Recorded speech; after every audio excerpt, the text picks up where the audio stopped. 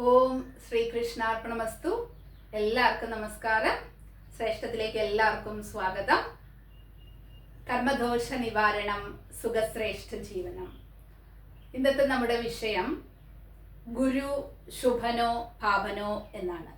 അപ്പോൾ 2 വീഡിയോ ആയിട്ട് ചെയ്യാമെന്ന് വിചാരിക്കുകയാണ്. അപ്പോൾ ഇന്ന് നമ്മൾ സംസാരിക്കാൻ പോണത് ഗുരുവിൻ്റെ ശുഭകാര്യങ്ങളെ കുറിച്ചാണ്. ആരാണ് ഗുരു? ദേവഗുരുവായിട്ടുള്ള ബൃഹസ്പതിയെയാണ് ഗുരു എന്നുകൊണ്ട് വിശേഷിപ്പിക്കുന്നത്. അങ്കിരസ് മഹർഷിയുടെ പുത്രനാണ് ഗുരു, ബൃഹസ്പതി. അപ്പൊ എന്താണ് ബൃഹസ്പതിയുടെ ഒരു ഗുണം എന്ന് പറയുന്നത്? ദേവഗുരുവാണ് അല്ലെ, ദേവന്മാർക്ക് പോലും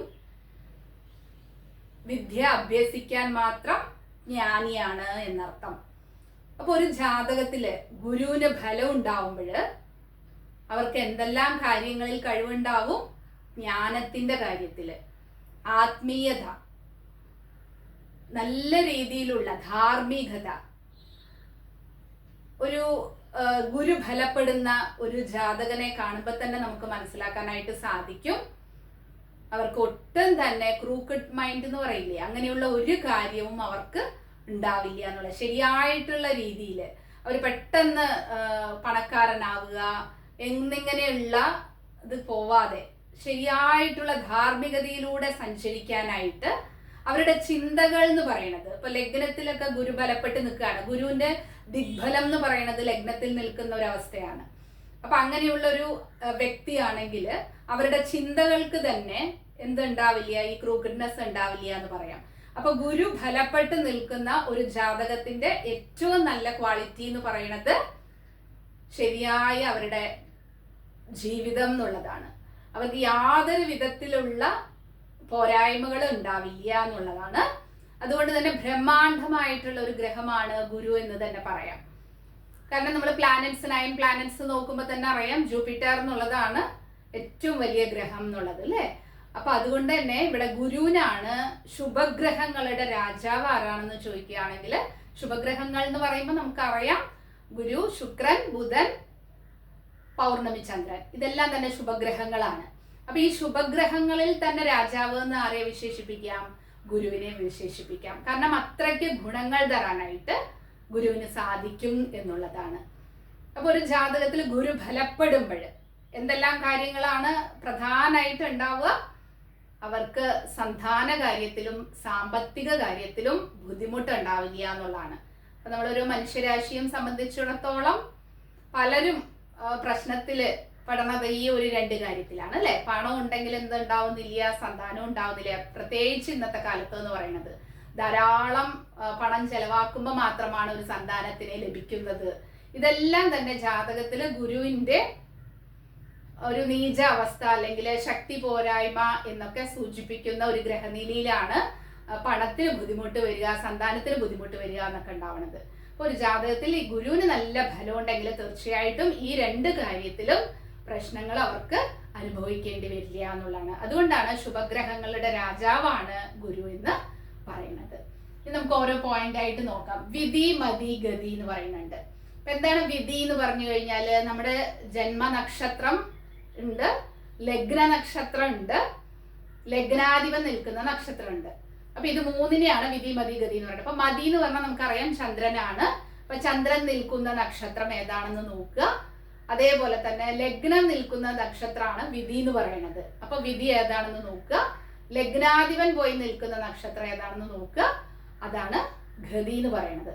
അപ്പൊ ഈ 3 ഭാവങ്ങളുമായിട്ട്, ഈ 3 നക്ഷത്രം എന്ന് പറയുമ്പോൾ നമുക്ക് ഏത് രാശിയിലാണ് വരുന്നതെന്ന് അറിയാം. അപ്പൊ ഈ 3 രാശിയുമായിട്ട് ഗുരുവിന്റെ ബന്ധം വരുമ്പോൾ അതൊരു യോഗ ജാതകമായിട്ട് മാറും. അപ്പൊ ലഗ്നത്തിനും ലഗ്നാധിപനും അല്പ ഫലക്കുറവുണ്ടെങ്കിലും ആ ജാതകത്തില് കറക്റ്റ് ആയിട്ടുള്ള ഗുരുവിന്റെ ദൃഷ്ടി ഈ 3 ഭാവങ്ങൾ വിധി, മതി, ഗതിക്ക് ലഭിക്കുകയാണെങ്കിൽ ആ ജാതകം എന്ന് പറയുന്നത് യോഗ ജാതകമാണ്. ഏത് പ്രതിസന്ധിയും തരണം ചെയ്തുകൊണ്ട് മുന്നേറാനായിട്ട് അവർക്ക് സാധിക്കും എന്നുള്ളതാണ്. അടുത്ത പോയിന്റ് എന്ന് പറയുന്നത് ഗുരുദൃഷ്ടി. ഗുരുദൃഷ്ടി എന്ന് പറയുന്നത് വളരെ പ്രാധാന്യമുണ്ട്. എന്താ പറയാ, തമിഴിലൊരു ചൊല്ല് തന്നെ ഉണ്ട്, ഗുരു പാർത്താൽ കോടി നന്മ. എന്ന് പറയും. അപ്പൊ എന്താണ് അവിടെ ഉദ്ദേശിക്കുന്നത്? അപ്പൊ ഇത് മനസ്സിലാക്കണമെങ്കിൽ, ഗുരുവിന്റെ ദൃഷ്ടി മനസ്സിലാക്കണമെങ്കിൽ വളരെ ബേസിക് ആയിട്ടുള്ള ഏത് കാര്യം മനസ്സിലാക്കണം? ഗുരുവിന്റെ സ്വക്ഷേത്രം ഏതാണ്, മൂലക്ഷേത്രം ഏതാണ്, ഉച്ചക്ഷേത്രം ഏതാണ്, സുഹൃത്തിന്റെ ക്ഷേത്രം, ബന്ധുക്ഷേത്രം ഏതാണ് എന്നൊക്കെ മനസ്സിലാക്കിയാലാണ് ഗുരുവിന്റെ ദൃഷ്ടിയെ കുറിച്ച് നമുക്ക് അറിയാനായിട്ട് സാധിക്കുക. അപ്പൊ നമുക്ക് ഈ ചാർട്ടിലൂടെ അതൊന്ന് മനസ്സിലാക്കാം. അപ്പൊ ഗുരുവിന്റെ സ്വക്ഷേത്രങ്ങൾ എന്ന് പറയുന്നത് ധനുവും മീനവും ആണ്. അതില് ധനുവിന് കൂടുതൽ പ്രാധാന്യമുണ്ട്. കാരണം എന്താണ്? മൂലത്രികോണ ഹൗസ് കൂടെയാണ് ഗുരുവിന്റെ.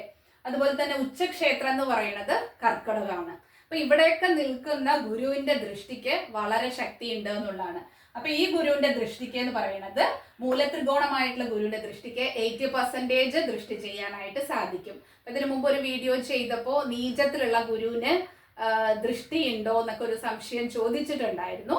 അപ്പോൾ ഈ ഒരു കാറ്റഗറൈസിന് ഇത് വെച്ചിട്ടാണ് നമ്മൾ ആ ദൃഷ്ടിയും കൂടെ മനസ്സിലാക്കേണ്ടത് എന്നുള്ളതാണ്. അപ്പൊ നമ്മുടെ രാശിയിൽ, നമ്മുടെ ജാതകത്തിൽ ഏത് രാശിയിലാണോ ഗുരു നിൽക്കുന്നത് എന്നതിനനുസരിച്ച് അതിന്റെ ദൃഷ്ടിയിൽ വ്യത്യാസം ഉണ്ടാവും എന്നുള്ളത് മനസ്സിലാക്കണം.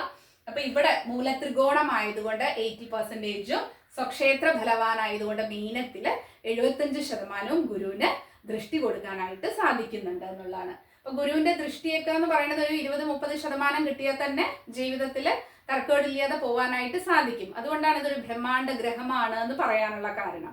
കാരണം അവിടെയുള്ള രശ്മികൾ എന്ന് പറയുന്നത്, ഗുരുവിൽ നിന്ന് വരുന്ന രശ്മികൾ എന്ന് പറയുന്നത് മഞ്ഞ നിറത്തിലുള്ളതാണ്. ഇത് പോസിറ്റീവ് ആക്കും. ഇത് ജീവരാശികളെ കൂടുതൽ എനർജറ്റിക് ആക്കുകയാണ് ചെയ്യുന്നത്, പോസിറ്റീവ് ആക്കുകയാണ് ചെയ്യുന്നത്. അതുകൊണ്ടാണ് ശുഭഗ്രഹം എന്ന ഒരു കാറ്റഗറിയിൽ നമ്മുടെ ഋഷീശ്വരന്മാർ ഉൾപ്പെടുത്തിയിട്ടുണ്ടാവുക എന്നാണ് തോന്നിയിട്ടുള്ളത്.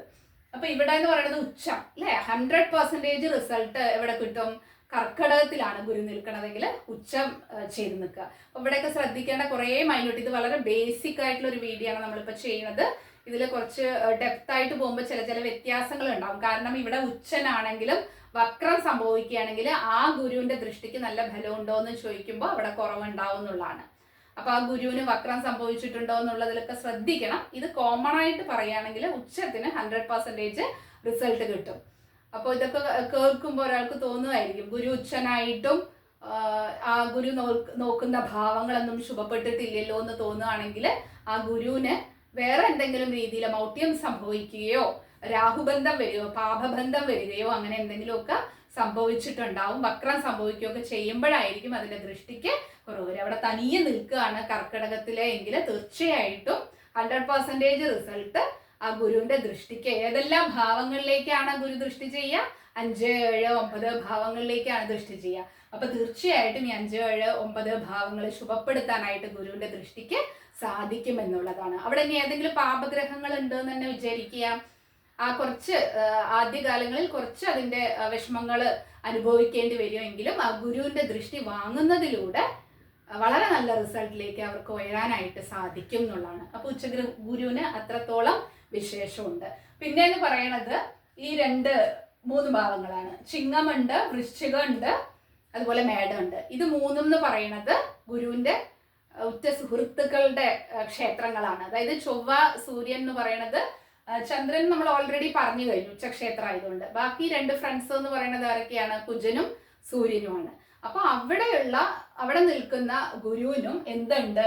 ഒരു 70% ദൃഷ്ടി കൊടുക്കാനുള്ള കപ്പാസിറ്റി ഉള്ള ഗുരുവായിരിക്കും എന്നുള്ളതാണ്. ഇനി ഗുരുവിന് തീരെ ശക്തിയില്ലാത്ത സ്ഥലങ്ങൾ എന്ന് പറയുന്നത് ഏതാണ്? നീചം സംഭവിക്കുന്നത് അല്ലെ. അപ്പൊ മകരരാശിയില് ഗുരുവിന് നീചം സംഭവിക്കുന്നുണ്ട്.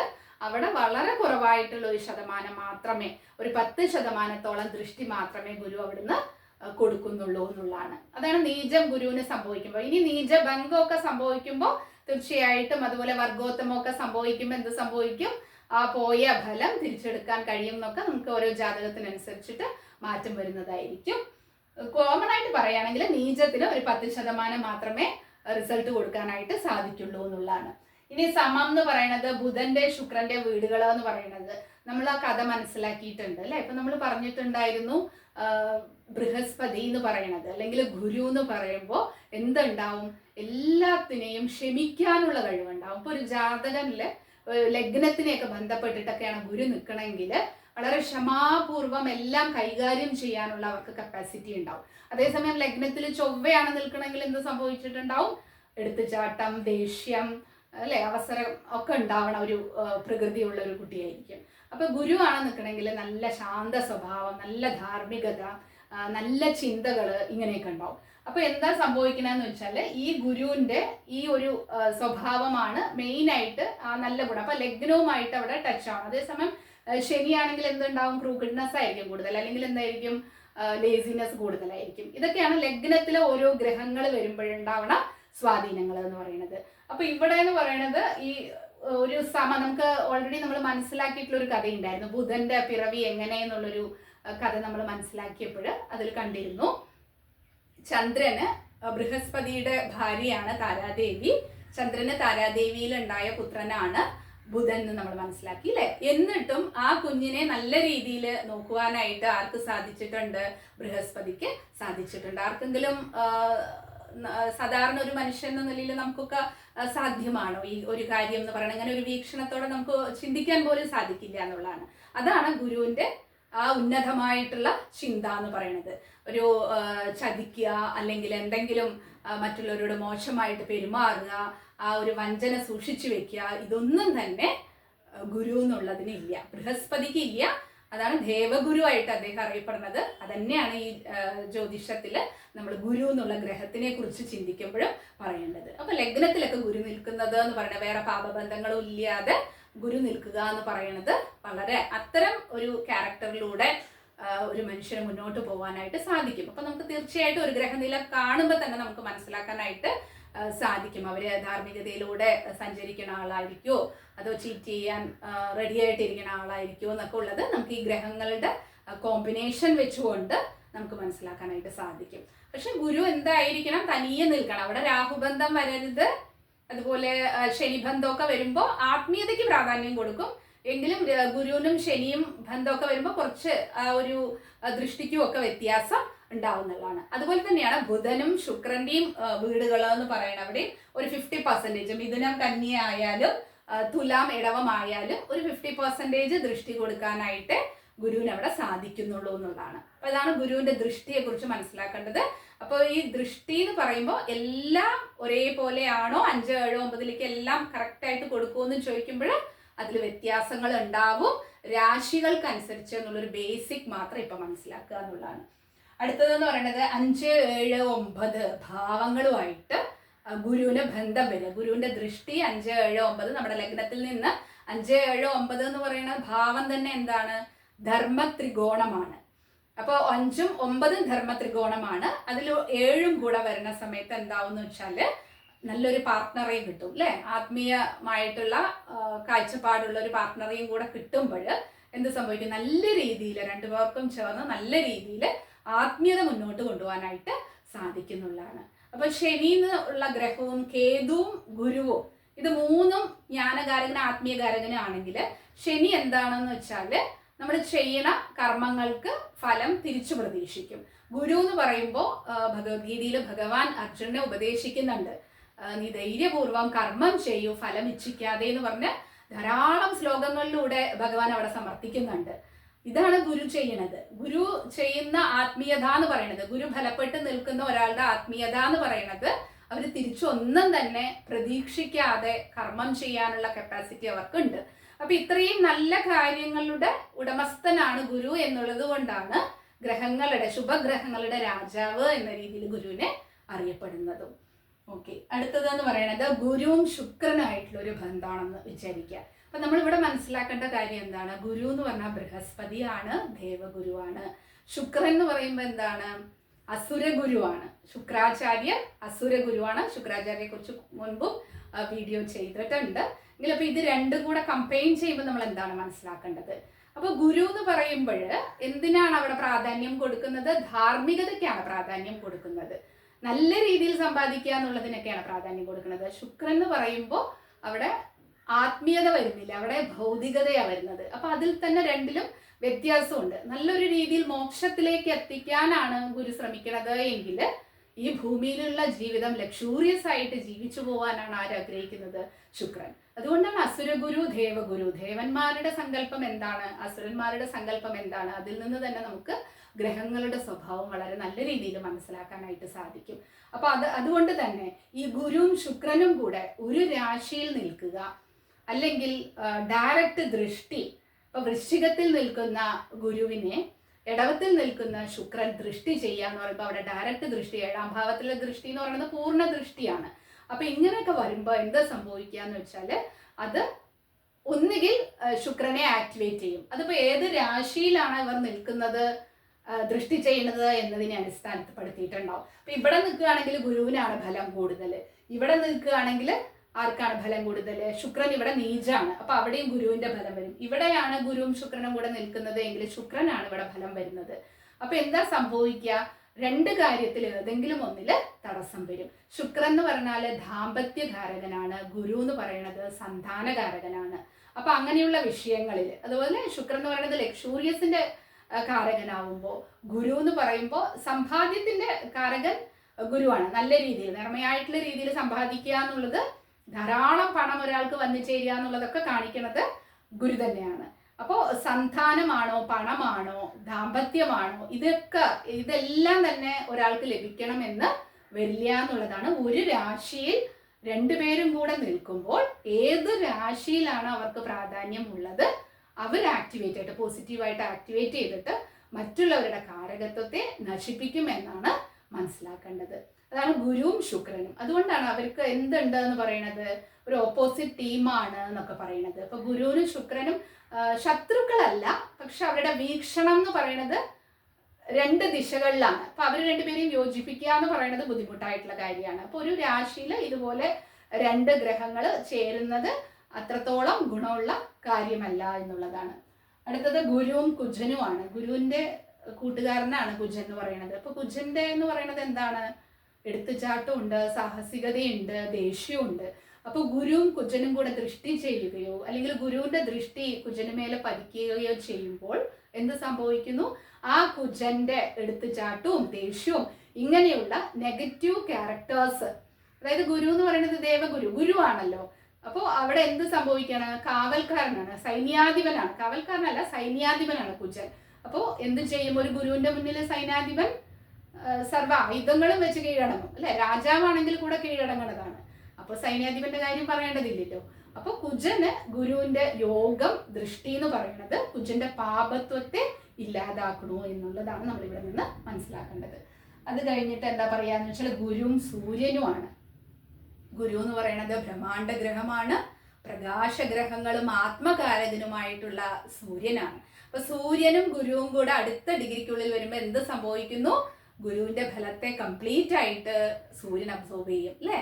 അപ്പൊ സൂര്യന്റെ ഫലമാണ് അവിടെ കൂടുന്നത്, അതിനെയാണ് ശിവരാജ യോഗം എന്ന് പറയുന്നത്. അപ്പൊ ശിവരാജ യോഗം വരുമ്പോൾ എന്ത് സംഭവിക്കും, രാജാവിനെ പോലെ ഭരിക്കാനുള്ള ആ ഒരു അധികാര ലെവലിലേക്ക് ഉയരാനായിട്ട് സാധിക്കും എന്നുള്ളതാണ്. പക്ഷെ അടുത്ത ഡിഗ്രിക്കൊക്കെ വരുമ്പോൾ എന്താ സംഭവിക്കുന്നത് വെച്ചാൽ ഗുരുവിന്റെ ഫലത്തെ കൂടെ അവിടെ സൂര്യൻ എടുക്കുന്നു എന്നുള്ളത് കൂടെ മനസ്സിലാക്കണം. അപ്പൊ ഗുരുവിന് അവിടെ മൗഢ്യം സംഭവിക്കുന്നുണ്ട്. അപ്പൊ മൗഢ്യം വന്നിട്ടുള്ള ഗുരുവിന്റെ ദൃഷ്ടിക്ക് അവിടെ പവർ എന്ന് പറയുന്നത് കുറവായിരിക്കും. ആ ഒരു ഡ്രോബാക്ക് അവിടെ വരുമെങ്കിലും നല്ല അധികാര സ്ഥാനങ്ങളിൽ ഇരിക്കണവരുടെ ഗ്രഹനിലയിൽ തീർച്ചയായിട്ടും ഈ ശിവരാജ യോഗം വർക്കാവുന്നുള്ളതാണ്. അവിടെ ഗുരുവിന്റെയും സൂര്യന്റെയും യോഗമോ ദൃഷ്ടിയോ ആണ് ഈ ശിവരാജ യോഗം എന്ന് പറയുന്ന അത്യുത്തമമായിട്ടുള്ള നല്ല അധികാര പദവിയിൽ ഇരിക്കാനായിട്ട് സാധിക്കുന്നത്. അപ്പൊ ഇത്രയാണ് ഗുരുവിനെ കുറിച്ച് വളരെ സിമ്പിളായിട്ട്. ഇനി ഗുരു എന്ന് പറയുമ്പോൾ ബ്രഹ്മാണ്ടാന്ന് പറഞ്ഞു, ധാരാളം പോയിന്റ്സുകളുണ്ട്. വളരെ ബേസിക് ആയിട്ട് ഇത്രയെങ്കിലും ഗുരു എന്നുള്ള ഗ്രഹത്തെ കുറിച്ച് മനസ്സിലാക്കുക. നമുക്ക് നെക്സ്റ്റ് വീഡിയോ എന്ന് പറയുന്നത് ഗുരു എല്ലാ സമയത്തും ഗുണദായകനാണോ, എവിടെയാണ് ഗുരുവിന്റെ പാപത്വം വരുന്നത് എന്നുള്ളത് മനസ്സിലാക്കാം. അടുത്ത വീഡിയോ കാണുന്നവരെ നന്ദി.